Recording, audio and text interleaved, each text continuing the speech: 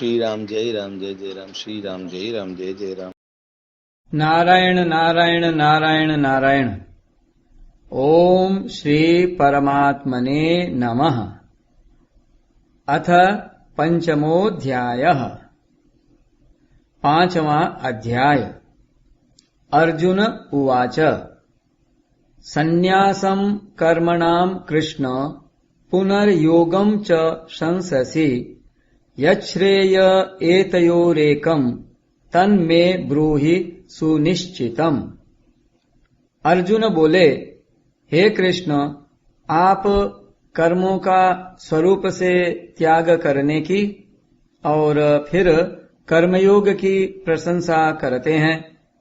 अतः इन दोनों साधनों में जो एक निश्चित रूप से कल्याणकारक हो उसको मेरे लिए कहिए। चौथे अध्याय के अंत में भगवान ने अर्जुन को युद्ध के लिए खड़ा होने की आज्ञा दी थी, परंतु यहाँ अर्जुन के प्रश्न से पता लगता है कि उनके भीतर युद्ध करने अथवा न करने की और विजय प्राप्त करने अथवा न करने की अपेक्षा भी मेरा कल्याण कैसे हो, इसकी विशेष चिंता है।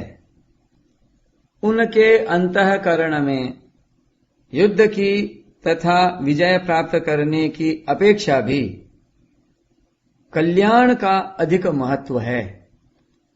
अतः प्रस्तुत श्लोक से पहले भी अर्जुन 2 बार अपने कल्याण की बात पूछ चुके हैं।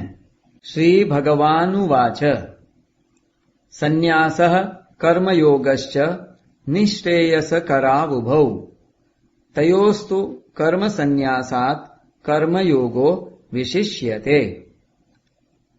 श्री भगवान बोले, सन्यास, सांख्य योग और कर्मयोग दोनों ही कल्याण करने वाले हैं, परंतु उन दोनों में भी कर्म संन्यास सांख्य योग से कर्मयोग श्रेष्ठ है। भगवान कहते हैं कि यद्यपि सांख्य योग और कर्मयोग दोनों से ही मनुष्य का कल्याण हो जाता है, तथापि कर्मयोग के अनुसार अपने कर्तव्य का पालन करना ही श्रेष्ठ है। कर्मयोग सांख्य योग की अपेक्षा भी श्रेष्ठ तथा सुगम है। ज्ञेयः स नित्य सन्यासी यो न द्वेष्टि न कांक्षति निर्द्वंद्वो हि महाबाहो सुखम बंधात प्रमुच्यते। हे महाबाहो, जो मनुष्य न किसी से द्वेष करता है और न किसी की आकांक्षा करता है, वह कर्मयोगी सदा सन्यासी समझने योग्य है, क्योंकि द्वंद्वों से रहित मनुष्य सुख पूर्वक संसार बंधन से मुक्त हो जाता है। जिसने बाहर से सन्यास आश्रम ग्रहण कर लिया है वह वास्तव में सन्यासी नहीं है। सन्यासी वास्तव में वह है जिसने भीतर से राग द्वेष का त्याग कर दिया है।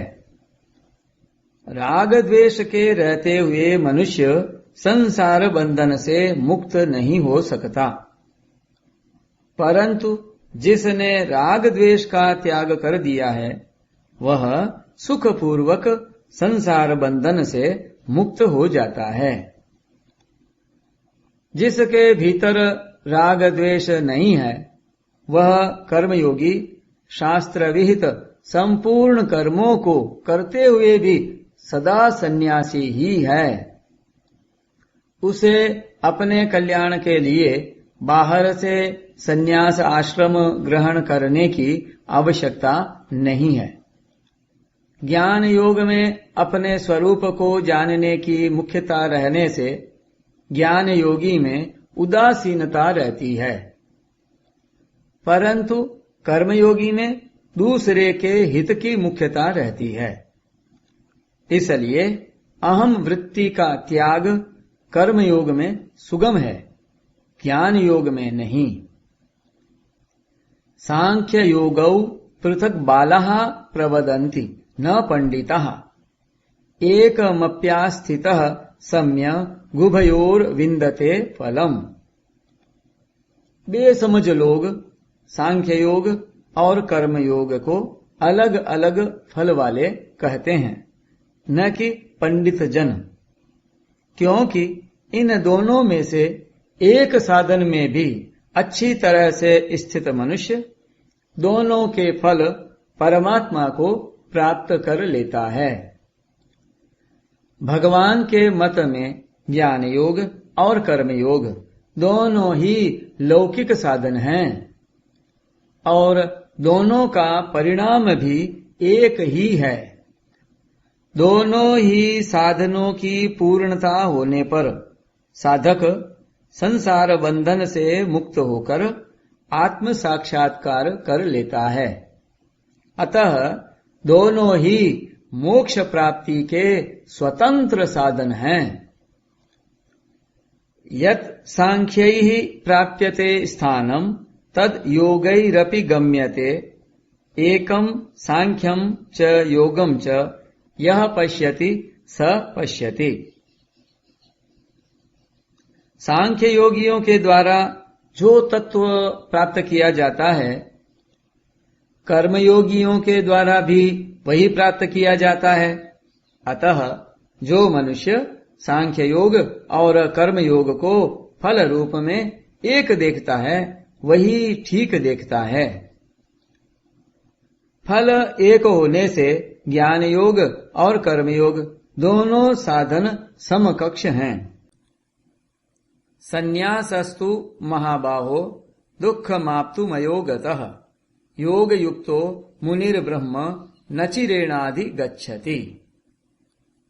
परंतु हे महाबाहो, कर्मयोग के बिना सांख्य योग सिद्ध होना कठिन है। मननशील कर्मयोगी शीघ्र ही ब्रह्म को प्राप्त हो जाता है।